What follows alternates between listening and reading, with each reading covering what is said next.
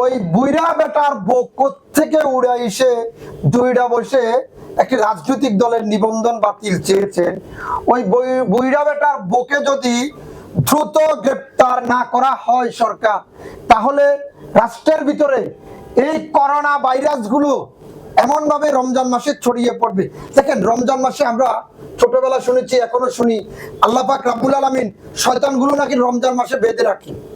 এই যে মানুষরূপী শয়তান গুলো যে উন্মুক্ত পরিসরে ঘোরাফেরা করছে, তাদেরকে আমাদের বেঁধে রাখা দরকার না? আমি সবাইকে বলবো, দ্রুততার সহিত এই তন্নি নামের শয়তানটাকে দ্রুত অন্ততপক্ষে রমজান মাস উপলক্ষে বেঁধে রাখেন। কারণ এখানে যারা আছেন সবাই রমজান মাসের পবিত্রতা রক্ষা করুন। আমরা চাই না এই তন্নি নামের মেয়েটা বা তন্নি নামের ফকিন্নিটা, আমি যদি বলি ফকিন্নি, তন্নি নামের এই ফকিন্নিটাকে দ্রুত আইনের আওতায় আনা হোক। কারণ দেশের বিরুদ্ধে এক ধরনের অরাজকতা পরিবেশ পরিস্থিতি তৈরি করতে চাচ্ছে।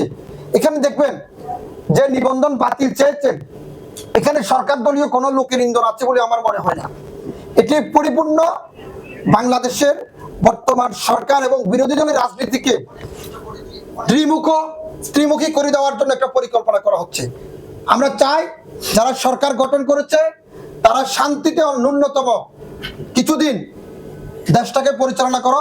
এই গত 17-18 মাসে আমরা অনেকেই ক্ষতিগ্রস্ত হয়েছি।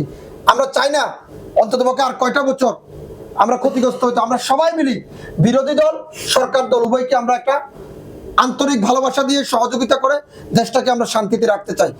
এই ধরনের শয়তান কালপিট গুলোকে আমরা দ্রুত আইনের আওতায় আনতে হবে। আর যদি আইনের আওতা না আনে, তাহলে যারা সরকার গঠন করেছেন আমি মনে করব এখানে তাদের পরিপূর্ণ ব্যর্থতা কাজ করছে।